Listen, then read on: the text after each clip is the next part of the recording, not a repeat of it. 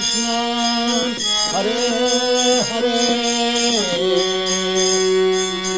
हरे कृष्ण हरे कृष्ण। हरे कृष्णा। तो आप सभी भक्तों का हार्दिक स्वागत है आज के श्रीमद् भगवद गीता के डिस्कशन में। तो आज हम लोग चर्चा कर रहे हैं श्रीमद् भगवद गीता यथारूढ़ थर्ड चैप्टर। इसका नाम है कर्म योग और इसके श्लोक संख्या 34 पे आज चर्चा करने वाले हैं। तो इसके पूर्व अगर, क्योंकि हम 2 दिन से हम लोग क्वेश्चन आंसर लिए, तो इसलिए इसके पहले के श्लोकों को कुछ थोड़ा सा रिवाइज कर लेना उचित रहेगा, नहीं तो कनेक्ट नहीं कर पाएंगे। तो भगवान कृष्ण 30 नंबर श्लोक में ऑलरेडी ये स्थापित किए, मयि सर्वाणि कर्माणि संन्यस्य अध्यात्म चेतसा निरास्य निर्ममो भूत्वा युद्धस्व विगतः जो। और इसके पूर्व अगर आपको याद होगा तो 29 नंबर श्लोक में भगवान, और उसके पहले 29 नंबर श्लोक में भगवान बताते हैं प्रकृतिर गुण सम्मूढ़ा सज्जन्ते गुण कर्मसु तान कृष्ण विदो मंदान कृष्ण भिन्न विचालयेत्। कि प्रकृति के 3 गुणों के प्रभाव में आकर के व्यक्ति गुण कर्मशु सज्जनते, इसमें फंसा रहता है। और हर प्रकार की जो क्रियाएं हैं, प्रकृति है क्रियामाणानि गुणे कर्माणि सर्वशः अहंकार विमूढ़ात्मा कर्ता हम इति मन्यते। तो इन टोटल अगर देखा जाए तो भगवान कृष्ण ये स्थापित किए कि कोई भी व्यक्ति वास्तव में वो विवश है, विवशता पूर्वक उसके ऊपर बल पूर्वक फोर्सफुली उसको ये भौतिक कार्य करने के लिए प्रेरित करते हैं। कौन? प्रकृति के 3 गुण। तो वो कुछ खास कुछ कर नहीं सकता है, उसके हाथ में कुछ है नहीं। उसके हाथ में क्या है? उस वो अगर अपने जैसे भी स्वभाव है, जैसी भी अवस्था है, अगर वो मेरे लिए समर्पित कर देता है अपने कर्मों को, अपने स्वभाव को मेरे लिए इस्तेमाल करता है। जैसे अर्जुन, तुम क्षत्रिय हो तो तुम भले ही सोचो कि मैं युद्ध नहीं करूंगा, लेकिन तुम अपने स्वभाव को परिवर्तित नहीं कर पाओगे। इसलिए मेरा बेस्ट एडवाइस है कि तुम युद्ध करो, लेकिन मेरे लिए करो, मेरे कहने पे करो। तो इससे क्या हो जाएगा? कि तुम मुक्त हो जाओगे इस भौतिक बंधन, 3 गुणों से मुक्त हो जाओगे। 3 गुणों में रहते हुए व्यक्ति अपने आप को मुक्त नहीं कर सकता है, वो संभव नहीं है। लेकिन 3 गुणों में रहते हुए उससे जो प्रेरणा मिलती है, जिस भी प्रकार का स्वभाव होता है, उसको अगर भगवान के लिए कर देता है कोई, तो मुक्ति का रास्ता मिल जाता है। हाँ। तो फिर ऐसा भगवान 30 नंबर श्लोक में बोले और बताए भी स्पष्ट रूप में कि जो करता है तो वो मुच्यन्ते अपि कर्म, भी सारे कर्मों से मुक्त हो जाता है। और जो नहीं करता है तो सर्वज्ञान विमूढ़ाम विद्धि नष्टान चेतसा, सारा ज्ञान से वो भ्रमित होकर के इस संसार में बार बार, हाँ, तो भ्रमण करता रहता है। और फिर 33 नंबर श्लोक में वापस से भगवान ये स्थापित कर दिए कि सदृशम सदृशम चेष्टते स्वस्याः प्रकृतिर्ज्ञानवान अपि। हाँ। कि संसार में भौतिक बंधन में जो फंसा हुआ व्यक्ति है, अनेकों अनेकों प्रकार के पाप कर्म करता है और बार बार दुख को भोगता है। तो ज्ञानवान अपि, ज्ञानी भी क्यों ना हो, वो 3 गुण इतने प्रभावशाली हैं कि उससे वो कार्य कराते ही हैं। इसलिए निग्रह किम करिष्यसि, आर्टिफिशियली रिप्रेशन। निग्रह मतलब कि कृत्रिम रूप से उसको वो कितना भी प्रयास करे अपने आप को बचा नहीं सकता है। निग्रह का अर्थ होता है कि शास्त्रों के इंस्ट्रक्शंस के द्वारा भी, शास्त्रों में ऐसे बहुत सारे इंस्ट्रक्शंस हैं, उपदेश हैं, जहाँ पे बताए गए हैं कि इस प्रकार के पाप को करने से ये सजा मिलेगी। तो वो जानते हुए भी व्यक्ति क्या है, अ, उस कार्य में लग जाता है, वो उस पाप कर्म में लग ही जाता है फोर्सफुली। जैसे उदाहरण के लिए जो चोरी करता है, तो चोरी करना बुरी बात है, ये भी ज्ञान होता है। और चोरी करने से क्या सजा मिलेगी ये भी पता होता है। और फिर चोरी करने से क्या सजा मिलती है वो भी देखा भी है। और कई बार तो चोरी करके खुद जेल में जा करके सजा को भोग भी लेता है। हाँ, लेकिन फिर भी जब वापस से जेल से निकलता है तो वापस से आकर के फिर चोरी करता है। हाँ, इसका क्या कारण है? क्योंकि प्रकृति के गुण इतने प्रभावशाली हैं, जानता है, सुना है, देखा है और एक्सपीरियंस भी किया है कि चोरी करने का बुरा परिणाम होता है।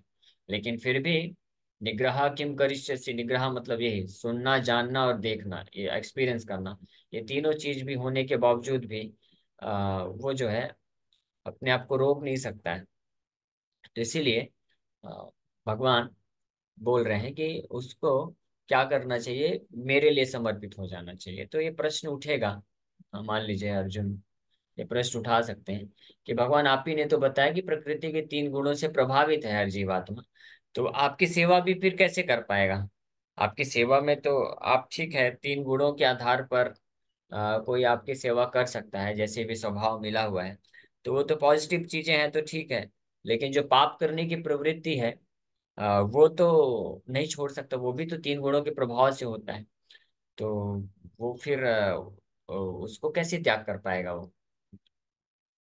तो भगवान अब ये 34 नंबर श्लोक में बहुत महत्वपूर्ण शिक्षा दे रहे हैं, यहाँ पे बता रहे हैं, इंद्रियस्य इंद्रियस्यार्थे राग द्वेषौ व्यवस्थितौ तयोर्न वशमागच्छेत् तौ हि यस्य परिपन्थिनो।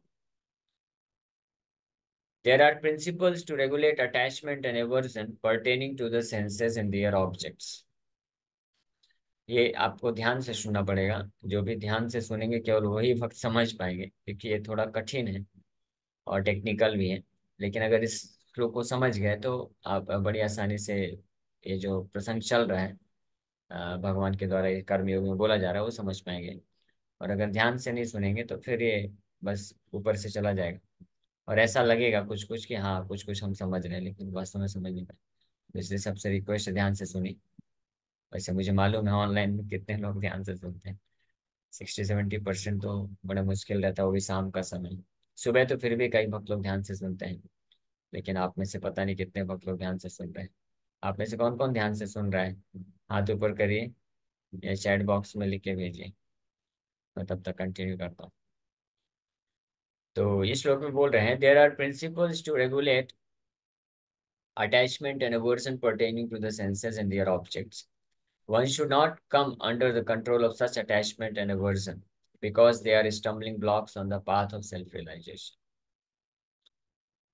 तो मई सर्वाणी कर्माणि, वो तो 30 नंबर श्लोक में भगवान वर्णन किए। ओके, कुछ मतलब सुन रहे थे आप पूर्वक, लेकिन अभी भी ज्यादातर लोग नहीं सुन रहे। ठीक है, कई मतलब सुन रहे हैं, अच्छी बात है। चलिए 10-12 भक्त लोग हैं एटलीस्ट जो सुन रहे हैं ध्यानपूर्वक। तो आप सब लोग थोड़ा ध्यान से फोकस करके सुनिएगा, ये थोड़ा टेक्निकल चीज है। भले ही 10 मिनट के लिए अगर कुछ कार्य वगैरह कर रहे हैं तो उस छोड़ के बैठ जाइए, 10 मिनट ध्यान से सुनिए। फिर बाद में एक बार ये प्रिंसिपल क्लियर हो जाएगा तो आप फिर काम धंधा करते करते भी सुनते रहिएगा, कोई दिक्कत। तो इंद्रियस्यार्थे राग द्वेषौ व्यवस्थितौ there are principles to regulate attachment and aversion pertaining to the senses and their objects. तो पहले हम लोग ये समझने का प्रयास करें, ट्रांसलेशन पे मैं आऊंगा वापस से क्योंकि थोड़ा सा ये कठिन है। लेकिन पहले हम लोग इसके वर्ड टू वर्ड मीनिंग पे जाकर के समझते हैं कि इसका मतलब क्या है। इंद्रियस्या मतलब सेंसेस, इंद्रियां। हाँ, ये प्लूरल सेंस में है, यानी सारी इंद्रियों की बात की जा रही है, न केवल आईज, ईयर्स, नोज, टंग, इंक्लूडिंग माइंड ऑल्सो। माइंड तो चीफ सेंस है।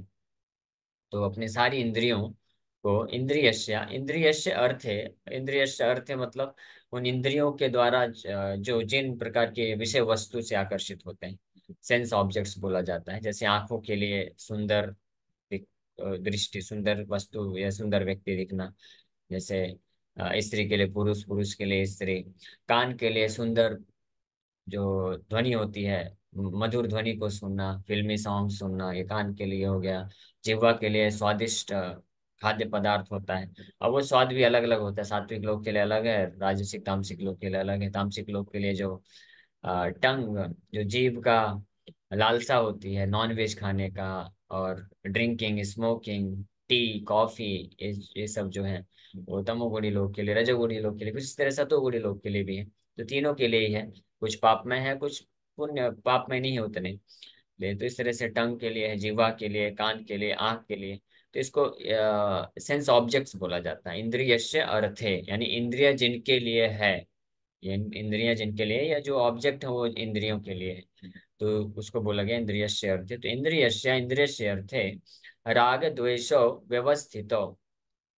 तो व्यवस्थित मतलब जैसे शब्द से पता चल ही रहा है, व्यवस्थित है यानी फिक्स्ड अप है, यानी अ, अच्छे से उसको बनाया गया है, ये सिस्टम बना हुआ है। ऐसा समझ लीजिए, व्यवस्थित है। तो राग द्वेषो, राग मतलब अटैचमेंट और द्वेषो मतलब डिटैचमेंट या अवर्जन, या इसी को बोले तो आकर्षण और प्रतिकर्षण, अट्रैक्शन एंड रिपल्शन बोला जाता है। तो इंद्रिय, इंद्रियस्य इंद्रियस्य अर्थ है, यानी इंद्रियों का इंद्रियों के विषय वस्तु के प्रति एक स्वाभाविक आकर्षण होता है। ठीक है, ये एक है बात, इसको बोलते हैं राग। इंद्रियस्य इंद्रियस्य अर्थ है राग। अद्वेष मतलब कि इंद्रियों के द्वारा, इंद्रियों के जो विषय भोग हैं, उस विषय भोग को ना करने की जो भी योजनाएं होती हैं, ना करने के जो भी कारण होते हैं कि नहीं करना चाहिए, क्यों? क्योंकि फिजिकली, मेंटली, इंटेलेक्चुअली और फाइनली स्पिरिचुअली, ये चारों लेवल पे जो इंस्ट्रक्शन दिए जाते हैं स्क्रिप्चर, शास्त्रों के द्वारा या अपने खुद के एक्सपीरियंस के द्वारा मिलता है, जिसमें ये बाधा होती है इंद्रियों को, इंद्रियों के विषय वस्तुओं के संपर्क में आने के लिए जो बाधा उत्पन्न होती है, तो उसके प्रति रिपल्शन या उसके प्रति डिटैचमेंट होना, उसके प्रति द्वेष होना, उसके प्रति जो है प्रतिकर्षण होना। ठीक है, ये ध्यान से समझिएगा। तो इसको बोलते हैं द्वेष बोला गया है। तो ये इंद्रियों में, हाँ, इंद्रियों में, इंद्रियों के ऑब्जेक्ट के प्रति, इंद्रियों के जो विषय वस्तु हैं उसके प्रति एक स्वाभाविक रूप से इस संसार में जो बद्ध जीवात्मा है, इन संसार में जो प्रकृति के तीन गुण, यहाँ पे किसकी चर्चा की जा रही है? भगवान इस श्लोक पे किसकी चर्चा कर रहे हैं? ये पूरा जो कर्मयोग अध्याय है ना, ये उनके लिए है इस विशेष रूप से, जो प्रकृति के तीन गुण में फंसे हुए हैं। तो इसका मतलब किसके लिए? हमारे लिए, यानी इस संसार के हर जीवात्मा के लिए। और जो शुद्ध भक्त है, जो प्रकृति के तीन गुणों के ऊपर है, तो उनके लिए भगवान ऑलरेडी बता दिया कि ठीक है, आपके लिए ये नहीं है, लेकिन आप भी इसका पालन करिए बाहरी रूप से। साधक शरीर में जो होते हैं शुद्ध भक्त हैं, वो साधना करते हुए प्रतीत होते हैं, उदाहरण, आदर्श उदाहरण प्रस्तुत करने के लिए। और आंतरिक रूप से वो रागात्मिका भक्तों का अनुगमन करते हैं, तो रागानुगा भक्ति उसको बोलते हैं। तो जो तीनों गुणों के परे हैं, तो उनको भी भगवान रिक्वेस्ट करते हैं, बोलते हैं कि आप भी आदर्श उदाहरण प्रस्तुत करने के लिए आप भी करो। तो यानी सबके लिए है, लेकिन विशेष रूप से तीन गुणों में फंसे हुए लोगों की बात की जा रही है। तो जो इस प्रकार से फंसे हुए हैं, बद्ध जीवात्माएं हैं, तो उनके लिए बड़ा स्वाभाविक तरीके से जो इंद्रियां हैं, इंद्रियों इंद्रियों को भोग करने के जो वस्तुएं हैं, हर एक अलग अलग, आंख, कान, जीवा, नाक, त्वचा, तो इनके प्रति जो विषय वस्तु हैं उनके प्रति क्या है? स्वाभाविक आकर्षण है, ये है राग। और द्वेष क्या है? कि उनको, उनसे दूर जाने के प्रति स्वाभाविक जो है प्रतिकर्षण है, कि उनसे दूर नहीं हट सकते हैं। जैसे छोटा बच्चा होता है, तो छोटा बच्चा होता है तो माँ के प्रति उसका स्वाभाविक आकर्षण है। ठीक है, और कोई उसको अगर माँ से दूर ले जाता है, तो उसके प्रति स्वाभाविक उसका प्रतिकर्षण है। तो उसको बोलते हैं द्वेष, यानी उसको बोला गया यहाँ पे द्वेष है। और राग मतलब कि माँ के साथ रहना उसको, तो उसको राग बोला गया है। और द्वेष मतलब कि अगर कोई माँ से अलग करना चाहता है, यानी स्कूल लेके जाना है या ट्यूशन टीचर कहीं पढ़ाने के लिए लेके जाता है, तो उसके प्रति उस बच्चे का क्या है? द्वेष है, यहाँ प्रतिकर्षण है। तो इसी प्रकार से हमारी इंद्रियां और इंद्रियों के जो विषय वस्तु हैं, उनके बीच में स्वाभाविक आकर्षण है। हाँ, ये केवल इस जन्म का नहीं है, ऐसे करोड़ों करोड़ों जन्मों से जो जीवात्मा है इस संसार में भोग करने के कारण तीन गुणों के प्रभाव में आकर के ये एक स्वाभाविक स्थिति बन चुकी है। हाँ, कि राग उत्पन्न हो चुका है। उदाहरण के लिए हम लोग देख सकते हैं, कोई भी इस संसार का जीवात्मा है, केवल मनुष्य की बात नहीं है, ये हर किसी की बात है। कोई भी आप जीव जंतु देखिए, तो उनको कैसे खाना है, पीना है, सोना है, ईटिंग, स्लीपिंग, मैटिंग, डिफेंडिंग, आहार, निद्रा, भय और मैथुन, ये जो चार चीजें हैं, भौतिक शरीर के जो डिमांड्स हैं, इंद्रियों की तृप्ति के लिए जो आवश्यकताएं हैं, वो बड़ा स्वाभाविक है, हर कोई जो है करता है, हर एक जीवात्मा उस कार्य को करता है। उसके लिए किसी को ट्रेनिंग या शिक्षा नहीं दी जाती है, वो अपने आप स्वाभाविक रूप से उस कार्य को करने लग जाते हैं। जैसे कोई छोटा जीव जंतु है, वो पैदा होते ही उसको मालूम रहता है कि अपने माँ के पास वो जा करके दूध पीना चालू कर देता है। जैसे गाय जब बछड़े को जन्म देती है, तो उसको उसको चाटती है, और जैसे ही बछड़ा जस्ट उठ के खड़ा होता है, तो तुरंत जाके गाय के पास जाता है और थन में मुंह लगा देता है, यानी इसको स्वाभाविक रूप से आकर्षण है कि मेरा दूध है ये, खाने के प्रति। तो जिह्वा का स्वाभाविक आकर्षण, उसी प्रकार से आंखों का स्वाभाविक आकर्षण है, और कर्ण का स्वाभाविक आकर्षण है। तो इसको बोला गया राग। और इससे विपरीत कार्य करना, हाँ, अपने आप को, ये इंद्रियों को, इंद्रियों की विषय वस्तु से हटाने का जो कार्य है, उसको द्वेष बोला गया है।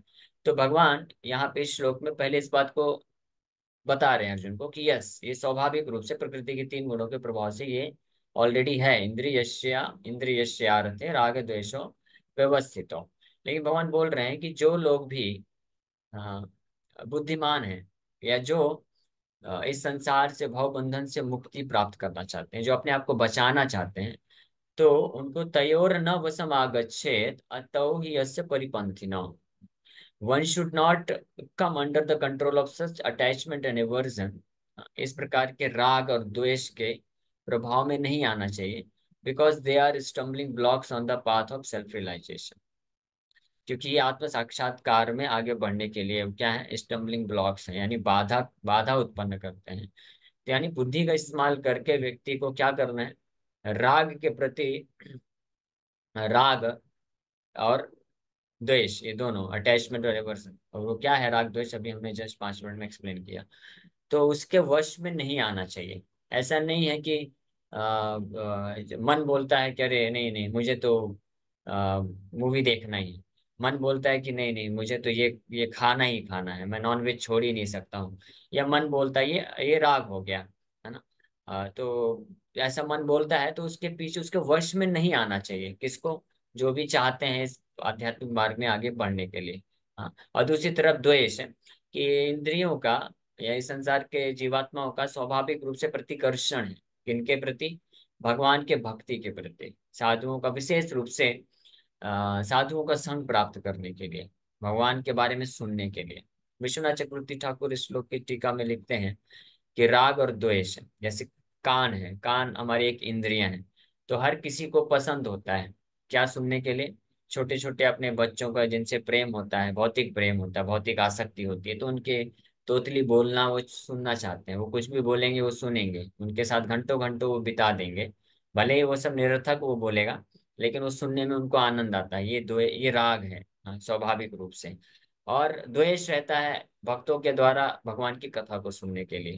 भगवान की कथा को सुनने के लिए प्रेरणा नहीं मिलती है, वो स्वाभाविक जो प्रतिकर्षण होता है, नेचुरल इंक्लिनेशन है किसी व्यक्ति का भौतिक साउंड वाइब्रेशन को सुनने का, कान के लिए बताइए, इसे हर इंद्रियों के लिए।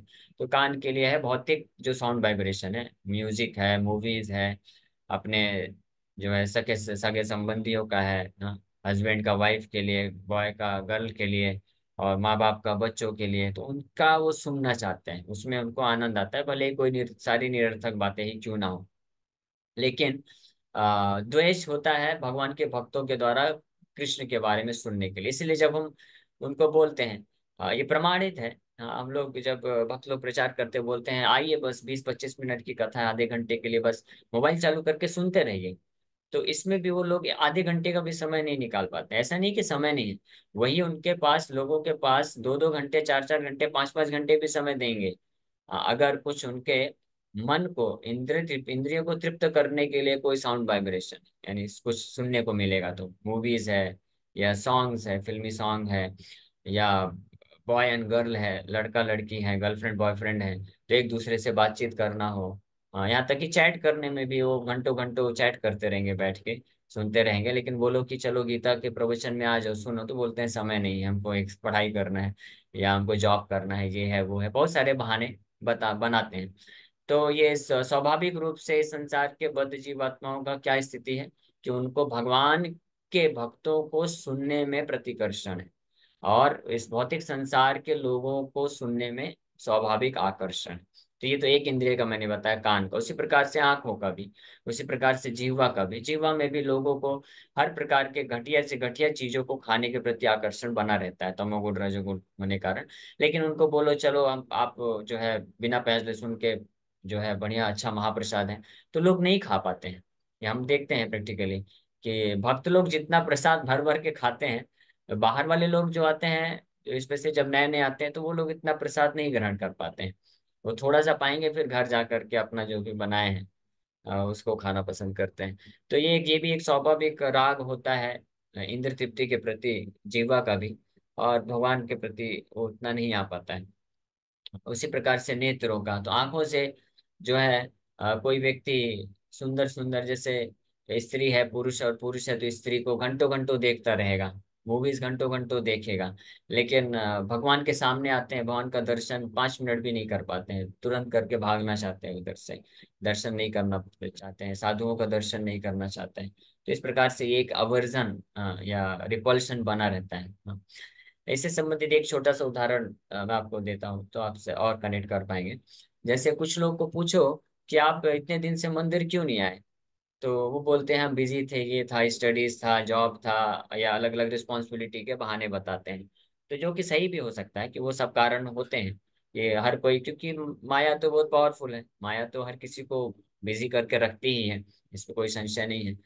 तो तो ये सब कारण से वो बोलते हैं कि हम नहीं आ पाते हैं। हाँ, लेकिन वास्तविक रीजन क्या है, वास्तविक कारण क्या है, कि वो स्वाभाविक रिपल्शन होता है, प्रतिकर्षण होता है, कि भगवान के भक्तों से आकर के मिले, उनसे सुने, कथा में बैठे, भगवान का दर्शन करें, ये स्वाभाविक प्रतिकर्षण होने के कारण। और फिर जैसे थोड़ा सा कुछ बहाना आ गया, हाँ, कि जॉब है, स्टडीज है, तो उस बहाने के कारण फिर वो पूरी तरह से छोड़ देते हैं, जाना ही बंद कर देते हैं। लेकिन वहीं दूसरी ओर अगर इंद्रिय तृप्ति के कोई चीजें होंगी सामने, तो कितना भी कोई व्यक्ति बिजी हो, कितना भी उसके पास रिस्पॉन्सिबिलिटी हो, सबको छोड़ करके वो उधर चला जाता है। ये राग है, इसको बोलते हैं, राग बोला गया है। जैसे उदाहरण के लिए विल्वा मंगल ठाकुर का उदाहरण है। उनके पहले, विल्वा मंगल ठाकुर बनने के पूर्व की बात है। तो वो एक वैश्या के प्रति आकर्षित थे। तो जिस दिन उनके पिताजी का मृत्यु हुआ, पिताजी का दाह संस्कार करना है, वो छोड़ करके वो इतने ज्यादा राग में फंस गया कि उस वैश्या के पास जाना है। तो पिताजी का दाह संस्कार भी कंप्लीट नहीं हुआ, वो छोड़ करके वहां से निकल गए वैश्या के पास। यानी इंद्रिय तृप्ति करने के लिए एक स्वाभाविक आकर्षण है, और इंद्रिय तृप्ति को में बाधा बनने के लिए, इस भौतिक जगत से मुक्ति करने के लिए जो साधु हैं, साधु समाज है, भगवान के शुद्ध भक्त हैं, उनसे उनका संग प्राप्त करने के लिए, उनसे श्रवण करने के लिए ये एक द्वेष का रहता है। लेकिन भगवान यहाँ पे एक महत्वपूर्ण चीज क्या बोल रहे हैं, कि तयोर न वशम आगच्छेत, उसके वश में नहीं आना चाहिए। वशम आगच्छेत, तयोर न वशम आगच्छेत, इन सब इन चीजों के प्रति, राग और द्वेष के प्रति उसके वश में मत आओ। क्यों? तौ ही यस्य परिपंथिनौ, ये स्टम्बलिंग ब्लॉक्स हैं, ये बाधक हैं व्यक्ति को प्रगति करने के लिए। अगर कोई राग और द्वेष, इस प्रकार के राग और द्वेष जो हमने अभी चर्चा किया, इसके वश में अगर कोई आ जाएगा, तो वो आध्यात्मिक जीवन में प्रगति नहीं कर पाएगा, बल्कि वो लुट जाएगा। विश्वनाथ चक्रवर्ती ठाकुर परिपंथनों का अर्थ बताते हैं कि ये दो चोर हैं, राग और द्वेष, इंद्रियस्य इंद्रियस्य अर्थे, ये जो इंद्रियां का, इंद्रियों के विषय भोग की वस्तुओं के प्रति जो राग और द्वेष है, ये वास्तव में दो चोर के समान है। और जो आध्यात्मिक जीवन में आगे बढ़ना चाहता है, वो एक पथिक है, पंथी। पंथी का मतलब ही होता है अ, मार्ग में चलने वाला, जो पथिक होता है उसको पंथी बोलते हैं, या पंथ का मतलब होता है मार्ग। तो परिपंथी न, तो वो सड़क के किनारे खड़े दो चोर लोग हैं। तो जो आध्यात्मिक मार्ग में आगे बढ़ रहा है, तो उस मार्ग में ये दो चोर हैं, जो उसके समान धन संपत्ति को नहीं, धन संपत्ति तो भक्ति है, वो तो नष्ट करता ही है, उस व्यक्ति को भी चोरी किडनैप करके ले जाता है, और भटका देता है, उस मार्ग से ही पूरी तरह विचलित कर देता है। तो इसलिए भगवान यहाँ पे बोल रहे हैं कि इसके वश में नहीं आना चाहिए। और इसी को ध्यान में रखते हुए यही श्लोक है वास्तव में, प्रभुपाद जी इसको प्रैक्टिकल तरीके से कैसे हमको प्रदान किए हैं, इस श्लोक को। जो प्रभुपाद जी ने नियम बनाए हैं कि 4 नियम का पालन करना। तो हमारा स्वाभाविक आकर्षण है इंद्रिय तृप्ति करने का, पाप करने की प्रवृत्ति है। तो इस 4 नियम दिया गया है कि इसको पालन करो। ये दीक्षा के समय ये नियम बताया जाता है कि नो मीट ईटिंग, किसी भी प्रकार का नॉनवेज नहीं खाना चाहिए, किसी भी प्रकार का नशा नहीं करना चाहिए, किसी भी प्रकार का जुआ नहीं खेलना चाहिए, और किसी भी प्रकार का अवैध स्त्री पुरुष से संग नहीं करना चाहिए। यानी जो अगर विवाहित हैं, तो अपने पति या पत्नी के सिवाय अन्य किसी स्त्री, अन्य किसी पुरुष के साथ जो है संबंध नहीं रखना चाहिए। ना केवल संबंध मतलब ना केवल फिजिकल रिलेशनशिप, बट यहाँ तक कि शास्त्रों का है कि उनको उनसे बातचीत भी नहीं करना चाहिए। हाँ, अनटिल अनलेस रिक्वायर्ड, अगर जरूरत नहीं है तो बातचीत भी नहीं करना चाहिए, हंसी मजाक भी नहीं करना चाहिए, जो कि आजकल बहुत प्रचलित है। ये जो उल्टा चश्मा वगैरह दिखाते हैं, क्या है उसका नाम, उसका क्या तो नाम है, तारक मेहता का उल्टा चश्मा, मैं तो बहुत पहले देखा था, 12-14 साल पहले। तो तो इस प्रकार से उसमें ये सब लीलाएं करते हैं, लीलाएं तो नहीं बोलेंगे, वो लोग करते हैं कि दूसरे की पत्नी के साथ हंसी मजाक करना, ये सब करना, ये सब टीवी सीरियल में कॉमन हो गया है, मूवीज में कॉमन हो गया है। तो ये सब दिखा करके लोग प्रेरित कर रहे हैं क्या, यही चीज को, राग को प्रेरित करना चाहते हैं। लेकिन जो आध्यात्मिक जीवन में आगे बढ़ना चाहता है तो वो इसको बहुत ही ध्यान से जानना, पालन करता है, चारों नियम का अच्छे से पालन करता है, तो इससे वो राग से बच जाएगा। और जो द्वेष है भगवान के प्रति, भगवान के भक्ति के अंगों का पालन करने के प्रति, भगवान के भक्तों को श्रवण करने के प्रति जो द्वेष है, रिपल्सन है, वो नष्ट हो जाएगा अगर कोई जो है, भगवान प्रभुपाद जी ने जो भक्ति के नियम दिए हैं कि 16 माला का जप करना, भागवत का नियमित रूप से श्रवण करना, और एकादशी व्रत पालन करना, तो ये सब करने से धीरे धीरे राग और द्वेष से हम अपने आप को बचा सकते हैं। और इस प्रकार से ये दो महत्वपूर्ण चोर से अपने आप को मुक्त करके हम आध्यात्मिक जीवन में प्रगति कर सकते हैं। ठीक, तो इसी के साथ हम लोग यहीं पे विराम करेंगे। इस श्लोक में और भी कुछ शिक्षाएं हैं जो हम लोग कल चर्चा करेंगे। Thank you very much. किसी भक्त का कोई प्रश्न है तो पूछ सकते हैं। हरे कृष्ण। यस मुकेश प्रभु जी। हरे कृष्ण प्रभु जी। हरे कृष्ण। हेलो। हाँ यस प्रभु जी, सुन पा रहा हूँ मैं आपको। ओके। प्रश्न ये था कि आपने अभी बहुत अच्छा मतलब टॉपिक दिया कि जब आप स्पिरिचुअल पाथ पे जब आप आगे बढ़ रहे हो तो मतलब राग द्वेष ये सब होना नहीं चाहिए, और होता है तो ये बहुत मतलब बाधा बन के खड़ा रहता है और हमें आगे नहीं बढ़ना देता है। ये बात हो गई, लेकिन हम जो है वो हम संसारी है। हमारे ऊपर मतलब कुछ जिम्मेदारी भी है, तो मतलब बिजनेस में, अभी रिलेशंस में, और ये सब में हमको मतलब थोड़ा बहुत गलत करना पड़ता है। तो मतलब ये सब मतलब कैसे वो मैनेज करे, कि हमको लगता है कि यहाँ गलत है, कि कई एग्जांपल ये होता है कि भाई ऑफिस में कोई आता है तो क्लाइंट को मतलब हम उससे भी मतलब इतनी मतलब ओपन चीटिंग नहीं करते, लेकिन जो मुनाफा होता है जितना ज्यादा हो सके उतना वसूलने का कोशिश करते हैं। तो ओके और ओके। रिलेशंस में भी बहुत सारा झूठ और ये सब बोलना पड़ता है। तो ये सब मतलब हाँ मैनेज कैसे ये सब होता है हाँ हाँ, करना समझ गया समझ गया आपका प्रश्न। तो आप जो पूछ रहे हैं ये एक्चुअली में इससे संबंध मतलब राग और द्वेष नहीं है ये, हाँ। क्योंकि शास्त्रों के अनुसार भी जैसे कोई बिजनेस कर रहा है, तो बिजनेस है तो उसमें अलाउ किया गया है कि उसको झूठ बोलना ही पड़ेगा। लेकिन कितना झूठ है वो भी थोड़ा मैटर करता है, बहुत ज्यादा भी नहीं, क्योंकि ओके। बिना झूठ बोले कोई बिजनेस कर नहीं पाएगा। ठीक है, हाँ। तो इसलिए वो अलाउ, जैसे क्षत्रिय होते हैं तो क्षत्रियों को वायलेंस अलाउ किया गया है कि वो लोग जो है हिंसा कर सकते हैं, क्योंकि बिना हिंसा किए क्षत्रिय कैसे धर्म का पालन करेगा। ब्राह्मण बन के क्षत्रिय, या ब्राह्मण बन के कोई राजा जो है धर्म को स्थापित नहीं कर पाएगा। तो ब्राह्मणों के रूल अलग हैं, क्षत्रिय के रूल अलग हैं, उनके कर्तव्य अलग हैं। और इसी तरह से जो बिजनेस करते हैं, वैश्य हैं बिजनेस करते हैं, तो उनके भी लोग हैं, तो उनको अलाउ किया गया है कि तो कुछ मात्रा में झूठ बोल सकते हैं, तो ये गलत नहीं है। यहाँ पे हम लोग बात कर रहे हैं, प्रिंसिपल ये है कि हमारा जो इंक्लिनेशन है इंद्रियों का, सेंसेस का, भगवान बोल रहे हैं, तो वो इंद्रिय तृप्ति के प्रति, सेंस ग्रेटिफिकेशन के प्रति है, तो जो कि नेचुरल है अभी कंडीशन स्टेट में। तो हम्म। उसके वश में हमको नहीं आना चाहिए, यानी जितना रिक्वायर्ड है उतना करना जरूरी है, वो तो करना ही पड़ेगा। जैसे टंग है, जीवा है, तो इसको तो खाने के लिए चाहिए ही, तो वो तो खाएगा ही, but it should be regulated, कि जो पाप, जो वर्जित चीजें हैं, वो नहीं खाना चाहिए। पूरी तरह से खाना तो नहीं बंद कर सकते, इंद्र तृप्ति तो कुछ रहेगी, तो उसको रेगुलेट करना है। इसी को भगवान बोल रहे हैं कि तयोर न वशम आगच्छेत, वश उसके वश में नहीं आना चाहिए, मतलब कि पूरी तरह से अगर मन बोल रहा है कि नहीं नहीं ये खाना ही है, मैं नॉन वेज खाऊंगा तो खाऊंगा, तो उस तरह से वश में नहीं आना चाहिए, नहीं तो हमारा नुकसान हो जाएगा। आपको इतना बहुत वैरायटी का खाने का इच्छा है तो ठीक है, जो अलाउड है शास्त्रों के अनुसार वेजिटेरियन आप अच्छे से लगाइए, भगवान को भोग लगा के उसको खाइए।